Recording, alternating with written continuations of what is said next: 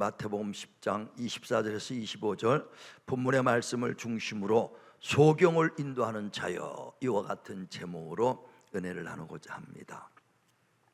마태복음 15장 13절에 보면 천부께서 심지 않은 것은 뽑아버리겠다. 그래서 다시 말하면 하나님의 말씀이 아닌 것은 뽑아버린다는 거예요. 하나님의 말씀은 씨앗입니다. 근데 그 씨앗이 심어져서 씨앗의 열매, 하나님의 말씀의 열매가 맺기를 원하는 거예요. 예를 들어서 주님께서 포도나무를 쭉 심었습니다. 그런데 어디서 씨가 날라와가지고 큰 아주 그냥 슈퍼 배추가 하나 크게 열렸을지라도 하나님, 이건 내 것이 아니니 뽑아버리라 그랬어요. 다시 말하면 우리가 하나님 말씀을 떠나서 교회 안에서 인간의 지식과 사람의 교훈과 철학과 이런 모든 세상 지식으로 아무리 그들을 이끌어 나간다 할지라도 이건 내 말이 아니니까 뽑아버려라, 이 말이에요. 이해하시면 아멘 하시길 바랍니다. 그러니까 교회는 뭐냐? 하나님 말씀을 전하고 영혼을 살려야 된다는 것을 말한다 이거예요. 많은 교회가 있습니다. 근데 인문학 쪽으로 들어가고 철학 쪽으로 들어가고 있다 이거예요. 하나님은 그걸 원하는 것이 아니에요. 우리가 세상에서 많은 지식도 얻고 많은 철학적인 것을 얻을 수 있어요. 그러나 내 영혼에 양식을 줄 수 있는 데가 어디냐 이거예요. 교회 외에는 어디 있겠습니까? 그러니까 교회에서는 오직 하나님의 말씀을 주는 거예요. 살리는 것은 영이요 육은 무익하니라, 내 말이 영이요 생명이니라. 말씀을 우리가 성경에 줘야 돼. 그런데 많은 사람들이 그 세상의 지식을 하거든요. 그래서 예수께서 바리새들과 서기관들한테 책망하는 장면이 났어요. 야, 너희들은 입술로는 나를 사랑한다 하지만은 마음으로는 멀어졌도다. 왜? 너희가 사람의 교훈을 가지고 나를 전하려고 하는 거다. 이건 나를 경배하는 것이 아니다 그랬어요. 그래, 인생의 철학과 세상 지식은 그리스도를 따르는 것이 아니다라고 얘기한다는 거예요. 자, 보세요. 마태복음 15장 8절 봅니다. 시작. 이 백성이 입술로는 나를 공경하되 마음은 내게서 멀도다. 사람의 계명으로 교훈을 삼아 가르치니 나를 헛되이 경배하는도다 하였느니라. 그러니까 사람의 계명으로 교훈을 가르쳐요. 이건 헛되이 나를 경배하는 것이다. 우리 예배 드리면서 하나님을 경배하고 하나님께 영광 돌린다면서 사람의 교훈, 교회 안에서도 교훈 필요하죠. 그러나 사람의 교훈은 바깥에서도 얼마나 인문학은 들을 수 있어. 하나님의 말씀은 이 교회밖에 없어요. 그리고 하나님의 말씀으로 영혼을 살려야 되는데 사람의 교훈을, 이건 나를 경배하는 것이 아니다 하는 거예요. 또 철학을 가지고 세상 지식을 가지고 전합니다. 이건 그리스도를 따라가는 것이 아니다. 자, 골로새서 2장 8절 보세요. 골로새서 2장 8절 시작. 누가 철학과 헛된 속임수로 너희를 사로잡을까 주의하라.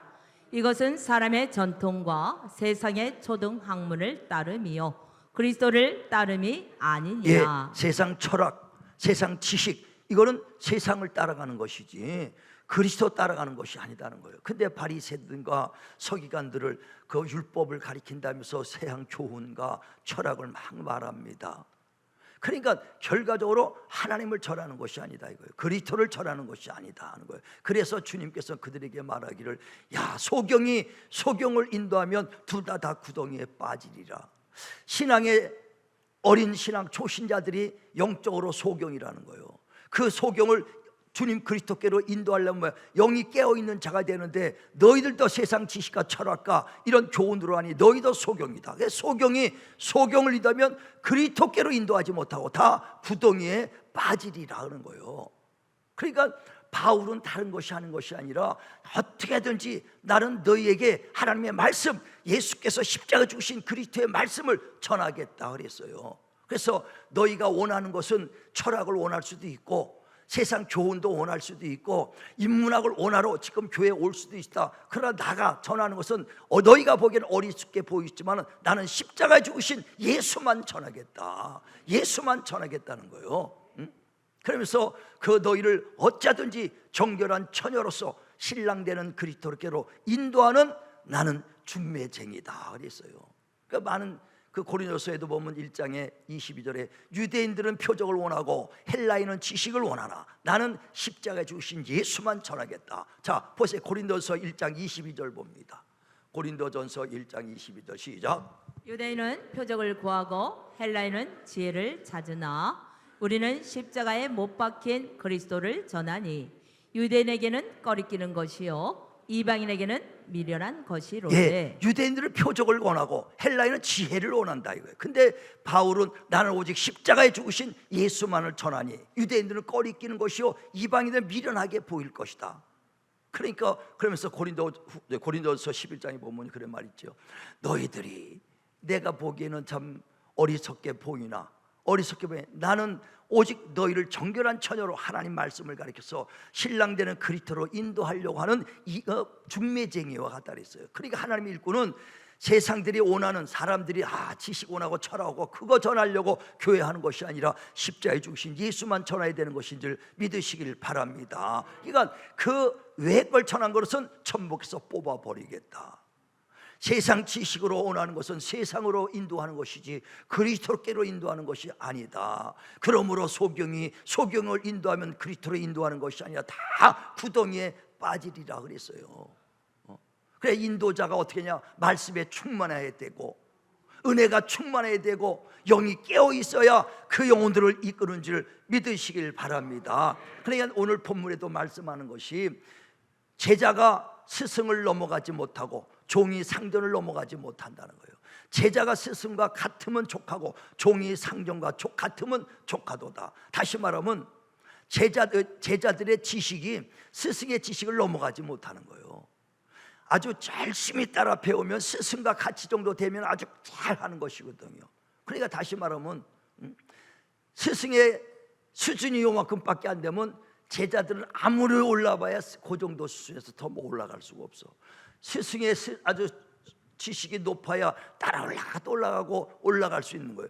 초등학교 가면은 초등학교 선생들 아주 막 굉장히 어마어마하게 초등학생들은 이야 선생님이 저렇게 잘하는구나 한다 이거예요. 그런데 그 방학 때 되면 또 교수들한테 가서 또 배워야 돼. 연수 받고 와서 또 가르치고 그러는 거거든요. 한계가 있어. 그러니까 와서 초등학교 졸업하면 중고등학교, 대학교로 올라가서 더 나은 선생을 찾아서 배우는 거거든요. 마찬가지예요. 우리가 정말 제자가 스승을 넘어가지 못해. 그러니까 목사가 수준이 여기라면 더 이상 넘어가지 못해요. 제가 목회자 세미나 이렇게 한 달에 한 번씩 그 목사들 모여놓고 하면은요 너무나 무지해. 그래서 내가 그걸 보면서 야 너희 초등학교 수준 가지고 초등학교밖에 더 가르치겠느냐.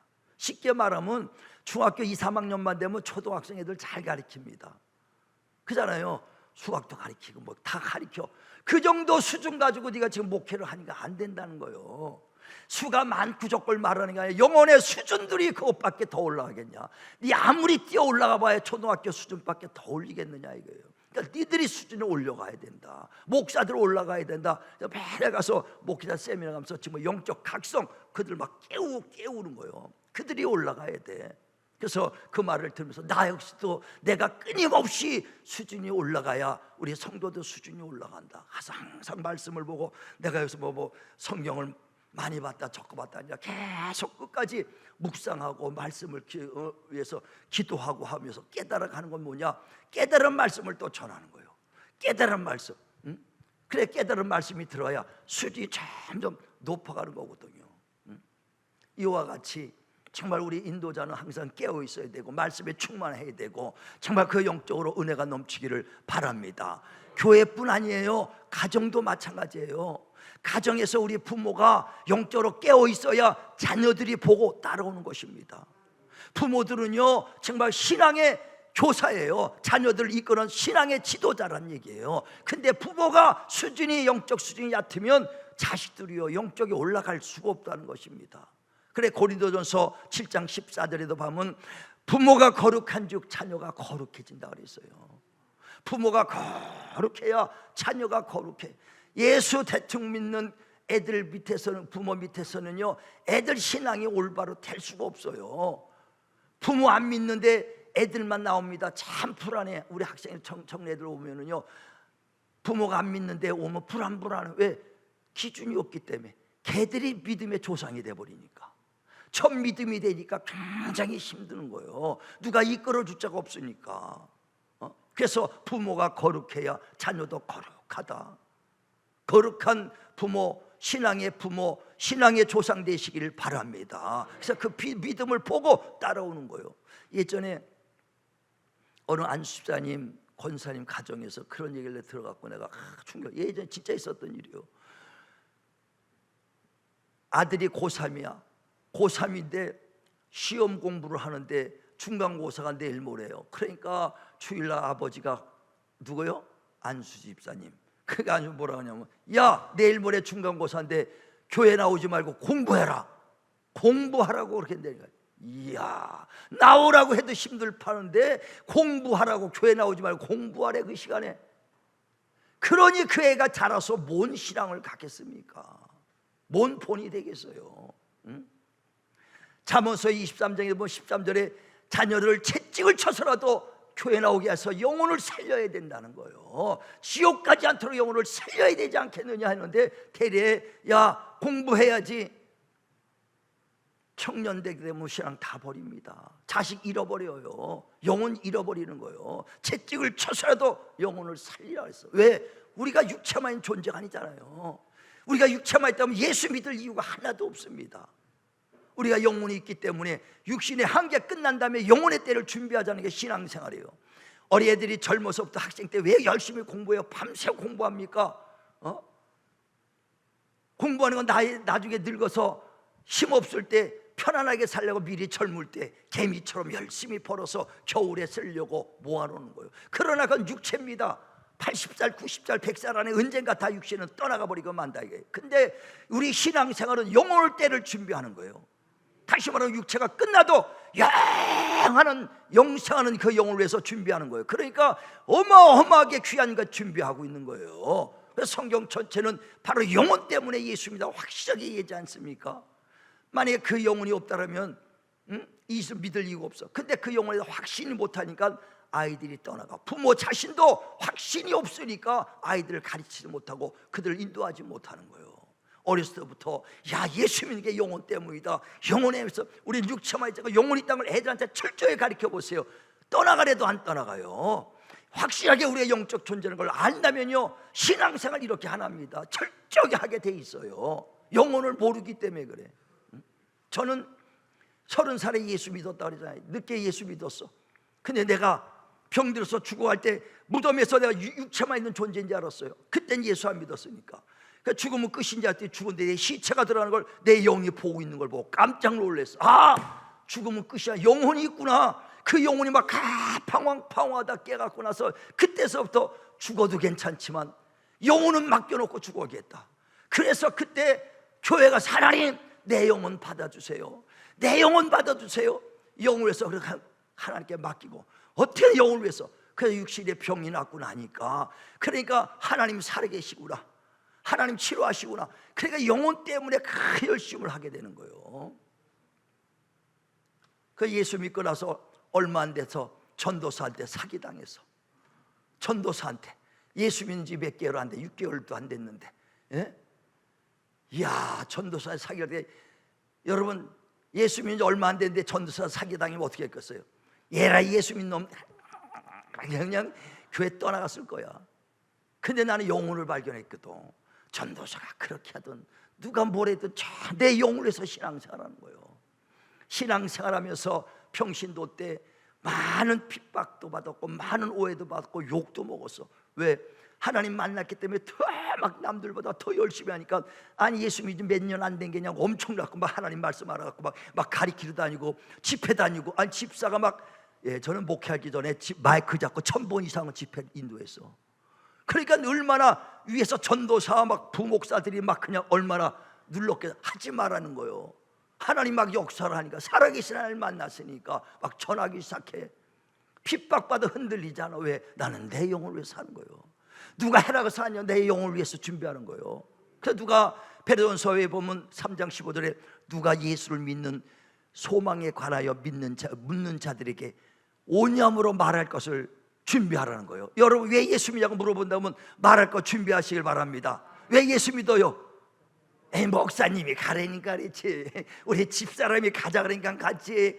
아니요, 확실하게 말할 것을 준비하라는 거예요. 자 보세요. 베드로전서 3장 15절 시작. 너희 마음에 그리스도를 주로 삼아 거룩하게 하고 너희 속에 있는 소망에 관한 이유를 묻는 자에게는 대답할 것을 항상 준비하되 온유와 두려움으로 하고. 누가 예수 믿는 소망이 뭐냐, 그리스도를 믿는 소망이 뭐냐 묻는 자에게 온유함으로 대답할 것을 준비하라는 거예요. 왜 믿느냐? 영혼의 구원받기 위함이라는 거예요. 그러니까 베드로전서 1장 8절에 우리가 예수를 보지 못했으나 그를 믿고 사랑하노다 믿음의 결국 영혼의 구원받기 위함이라. 성경 전체를 통해서 왜 믿느냐? 영혼 구원받기 위하여. 영혼 구원받기 위하여. 할렐루야. 자, 내가 묻습니다. 왜 예수 믿습니까? 내 영혼 구원받기 위하여. 확실하면 아멘 하시길 바랍니다. 그거 확실하면요 흔들리잖아. 그거가 있기 때문에 핍박을 받아도 견디고, 많은 우리 믿음의 선진들이 그 어려운 가운데서 견딘 것은 뭐냐? 영혼 때문에. 그러면서 소망이 있다. 어떤 소망? 구원만 받는 게 아니라 하늘의 영광과 멸과 상급이 있다는 것을 안다 이거예요. 그래서 베드로서 1장에도 보면 3절에 예수께서 그 죽은 자 가운데 다시 살아 부활하심으로 말미암아 우리가 거듭났고 산 소망을 가졌으니 이것은 썩지 아니하고 쇠하지 않고 영원한 기업을 얻기 위함이라. 이게 소망이에요. 소망에 가는 거 묻거든 그렇게 대답해서 내 영혼 구원받고 어떻게 한다고요? 썩지 않고 쇠하지 않고 더럽히지 않은 영원한 기업이 있다. 자, 베드로전서 1장 3절 4절 보세요. 자, 시작. 우리 주 예수 그리스도의 아버지 하나님을 찬송하리로다.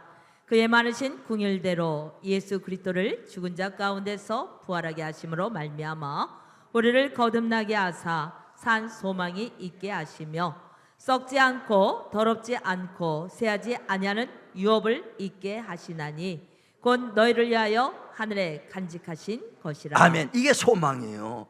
확실한 사람이 핍박에도 견디고 어떤 유혹도 이기는 거예요. 그런데 그 안수 집사님 권사님 모르니까 고3짜리 아들 중간고사 공부 시험 본대. 야, 공부해야지 무슨 교회 오냐. 거꾸로 얘기하고 있어.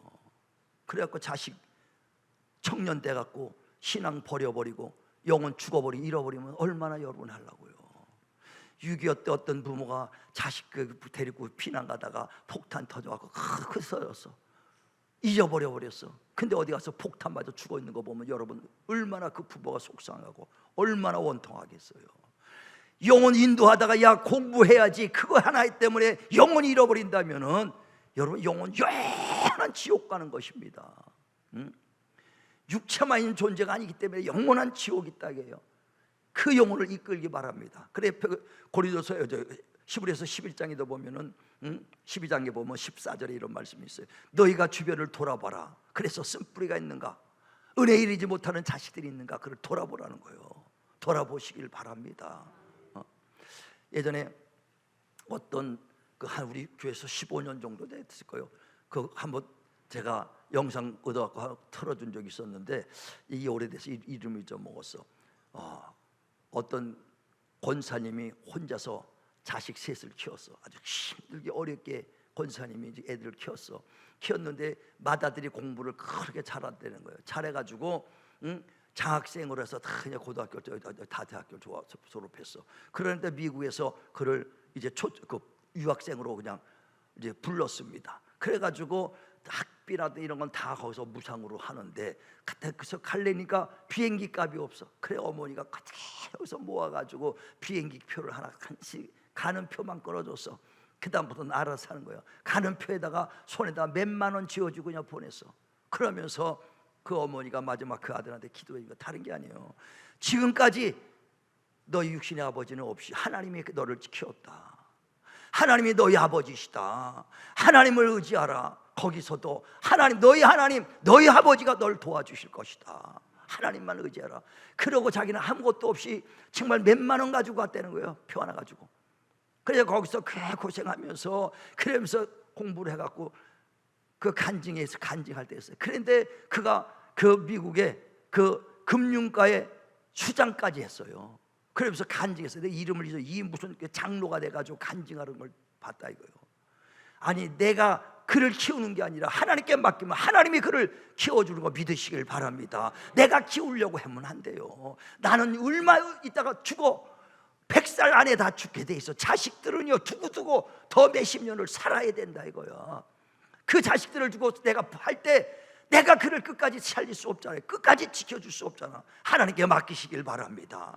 하나님은 영원하시고 하나님은 영원히 그의 반석되고 요새가 되고 피난처가 되셔서 그를 도와주실 것입니다. 내가 키우는 하나님께 맡기시길 죄로로 축원을 드립니다.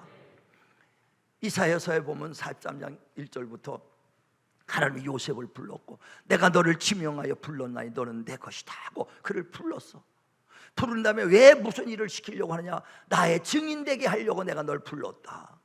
또 나를 찬양하게 하려고 불렀다는 거예요. 자, 보세요. 이사야서 43장 10절 봅니다.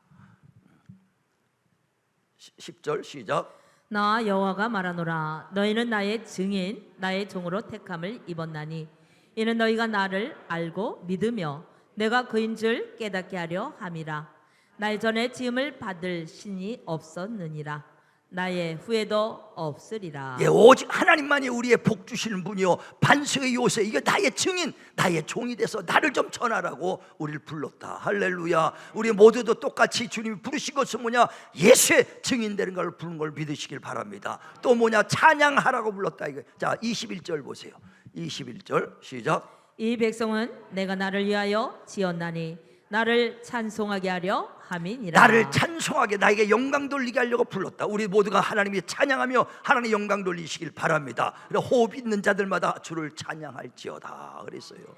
근데 살아있는 자만 하나님을 찬양하지요. 죽은 자는 하나님 찬양할 수 없어요. 그래서 시편 115편에 보면 17절에 죽은 자는 하나님을 찬양할 수 없도다. 자, 보세요. 자, 111편 15절 17절 시편 115편 17절 시작. 죽은 자들은 여호와를 찬양하지 못하나니 적막한 데로 내려가는 자들은 아무도 찬양하지 못하리로다. 예, 죽은 자는 하나님을 찬양할 수 없어. 다시 말하면 육신은 살아있어도 영이 죽은 자는 하나님 찬양하지 못한다 이거요. 세상의 불신자들이 하나님 찬양합니까? 유행가는 잘 불러도 하나님 찬양하라면 안 하거든요. 못합니다. 그러니까 영이 살아있어. 육은 살아있어도 영이 죽은 사람 찬양 못해. 영이 살아있는 자만 찬양합니다. 할렐루야. 영이 충만하면 찬양의 목소리를 듣고 그 찬양할 때 보면 주님의 아주 립싱크하는 사람이 있어. 영이 충만하지 못해서 그래. 목이나 이 변짜다짜님에 막 예전에 어디 집회 갔는데요. 그 사모는 그냥 손바닥에 금이 갈 정도 쫙쫙쫙 엄청 목소리 크고 그냥 박수 치는데 그 사모 혼자서 한 100명 50명 목골 해대니까 빡빡. 이야, 그렇게 살아있어야 돼. 할렐루야. 영이 살아있어야 찬양하는 거예요. 주님 따라가고 증인되는 것도요 영이 살아있는 자만 되는 거예요. 마태복음 8장에 그랬죠. 21절에 예수님의 제자가 예수님을 따라서 주여 내가 주님을 따라가겠나이다 그랬더니, 근데 우리 아버지가 돌아가셨으니까 우리 아버지를 장사 지내고 따라가겠나이다. 그때 예수께서 죽은 자는 죽은 자에게 장사하게 맡기고 너는 나를 따르라 그랬어요. 다시 말하면 육신이 죽은 너희 아버지는 육신은 살아있으나 영이 죽은 그들에게 장사하게 맡기고 너는 나를 따르라 그래요. 자, 보세요. 마태복음 8장 21절에 시작. 제자 중에 또 한 사람이 이르되 주여 내가 먼저 가서 내 아버지를 장사하게 허락하옵소서.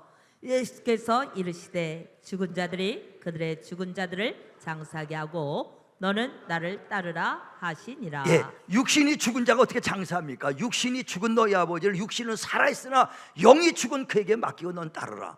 우리 모두가 지금 영이 살아있기 때문에 여기 온 줄 믿으시길 바랍니다. 예배 자리에 영이 죽은 자는 나올 수도 없고 찬양할 수도 없어. 영이 살아있길 바랍니다. 살아있으니까 여기에 와 있어. 그런데 살아있으나 잠자는 영혼들이 많다 이거예요. 살아는 있는데 잠자는 영혼이 많아.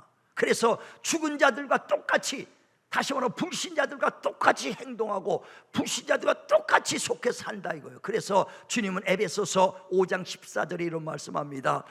잠자는 자들아 죽은 자들 가운데서 깨어나라. 깨어나라. 깨어나라.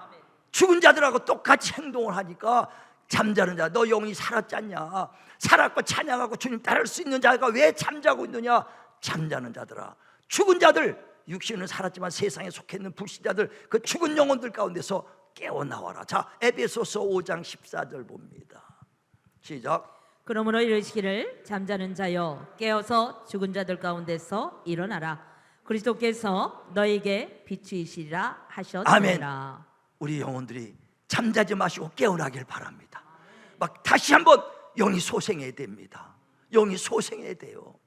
정말 충만하게 영이 살아나서 다시 불신자하고 같이 있는 것이 아니라 깨어나서 빛을 발하길 바랍니다. 일어나 빛을 발하라. 내 영혼에 예수의 피가 넘치게 도와주시고 영이 소생케 되셔서 다시금 신앙의 열정의 불이 붙기를 주의 이름으로 축원을 드립니다. 그래, 가정에요 한 사람만이라도 영이 막 팍팍팍 깨어있고 살아있고 진실한 사람 한 사람만 있으면 그 가정 다 구원시킬 수 있어요. 그 한 사람이 가정이 깨어있지 않아서 그래요. 그 사람마저 잠자고 있기 때문에 가정을 깨우지 못하는 거예요. 사도행전 16장에 보면 30절에 주 예수를 믿으라. 그러면 너와 내 집이 구원을 받으리라. 네가 진실한 신앙, 네가 깨어있는 신앙, 네가 적극적으로 하나님을 집어 사모하며 하나님을 경외하는 신앙을 가지면 네가 온 가족을 다 구원시킬 수 있다 이거예요. 주 예수 믿어라. 어떻게 믿으라고? 진실하게. 그러면 너와 내 집이 구원을 받으리라. 사도행전 10장에 보면 1절부터 고넬료라는 사람이 있어. 고넬료는 누구냐? 유대인이 아니라 이방인입니다. 이방인이요, 이탈리아 사람 백부장 군인이다 이거요. 근데 그 사람이 이방인이지만 하나님을 경외하며 진실하고 있어요. 그래서 하루에 3번씩 기도했었습니다. 그래 하루에 기도 3번 기도하니까 하나님이 그를 천사를 보내서 야, 요빠에 사람을 보내라. 거기서 베드로를 청해서 구원의 소식을 들어라 하면서 그 천사가 환상을 보내줍니다. 그래 사람들을 보냈어. 보내가지고 베드로를 초청하니까 베드로 올 때 오는 시간에 온 가족들 다 모여서 그 마루에 다 앉아서 기다리고 있어. 그 가족뿐 아니라 주변의 집 주변 인친척들 지인들까지 다 모아서 베드로를 기다리고 있어. 그 베드로가 딱 오니까 이야, 모두가 다 모여서 있는 걸 보면서 하나님의 구원의 역사는, 하나님의 은혜는 사람을 외모로 보지 아니하시고 하나님을 경외하는 자들에게 복을 주시는구나. 할렐루야. 이방인들 보는 것이 진실한 사람을 하나님은 찾으시고 고넬료 한 사람이 깨어있으니까 모두가 구원받았어. 자 보세요. 사도행전 10장 33절부터 보죠. 사도행전 10장 33절부터 봅니다. 시작. 내가 곧 당신에게 사람을 보내었는데 오셨으니 잘하였나이다. 이제 우리는 주께서 당신에게 명하신 모든 것을 듣고자 하여 다 하나님 앞에 있나이다. 베드로가 입을 열어 말하되 내가 참으로 하나님은 사람의 외모를 보지 아니하시고 각 나라 중 하나님을 경외하며 의를 행하는 사람은 다 받으시는 줄을 깨달았도다. 아멘. 모두가 마찬가지예요. 하나님을 경외하는 자, 그런 자를 하나님이 찾으시오. 그래서 우리는 예배를 드릴지라도 그냥 드리는 게 아니라 그 중심을 다해서 드리라는 거예요. 그래서 진정과 신령으로 예배하라. 이렇게 예배하는 자를 찾으신다 그랬어요. 나다나엘이 무화과 나무 아래 있을 때 주님이 봤어요. 나를 어떻게 하시나이까? 무화과 나무 아래 있을 때 내가 너를 봤다. 그 진실하게 거기서도 하나님 뵈려고 진실할 때 하나님 보는 거예요. 기억돼야 돼. 오늘도 예배 드릴 때 하나님의 기억된 바 되는 예배 되시길 바랍니다. 주여 내가 여기 있습니다. 내가 여기 있나이다. 나를 기억하소서. 나를 기억하소서. 하나님의 기억된 바 되는 예배가 될 때 여러분이 위기가 닥때 주여 나를 도우소서. 그때 하늘의 문을 여소서 도와주시고 응답해 주시고 축복해 주신 거 믿으시길 바랍니다. 정말 우리 많은 사람들이 있어요. 그러나 그 많은 사람들 중에서 우리는 뭐냐? 깨어있는 자가 돼야 돼. 우리 가정도 깨우지 못하면 안 됩니다. 소경이 소경을 인도하며 둘 다 구덩이에 빠지리라 그랬어요. 우리가 진실로 깨어있는 자 되게 해주소서. 그리스도로 인도하는 자 되시길 바랍니다. 바울처럼 정말 우리 성도들, 우리 가정의 자녀들을 그리스도로 인도하는 중매적인 역할을 해야 된다. 이게 언제까지? 주님이 오실 때까지 우리 영혼을 지키고 우리 가정을 지키고 우리 자녀를 지키고 정말 우리 영혼을 지켜서 주님 오실 때까지 깨워 기도하는 자, 충만한 자 되셔서 우리 가정만큼은 꼭 복음으로 하나 되시길 바랍니다. 쓴뿌리 하나도 없도록 꼭 그 자녀들 위해서 눈물로 기도해야 돼. 주님께서도 다른 얘기 하는 거 없어요. 십자가 지고 골고다 지고 갈 때 많은 여인들이 따라옵니다. 뒤로다 보며 뒤를 돌아보면서 말하죠. 나를 위해서 울 거 아니다. 너와 내 자녀를 위하여 울라. 네 자녀, 정말 믿지 않는 자녀, 지옥 갈 그 자녀를 위해서 울라라고 그랬어요. 오늘 정말 이 시간 우리가 기도할 때 하나님께 간절히 우리 가정에 새순 뿌리가 있는가, 진실로 그들 영혼을 위해서 울어주시기 바랍니다. 우리가 자식들한테 좋은 옷 입고 좋은 음식 준다고 다 되는 게 아니에요. 진실로 그들에게 영혼을 살리는 것이 진정한 그들을 사랑하는 것입니다. 우리 정말 깨워서 주님 오실 때까지 우리 영혼들 꼭 보존되기를 주의 이름으로 축원을 드립니다. 기도하겠습니다.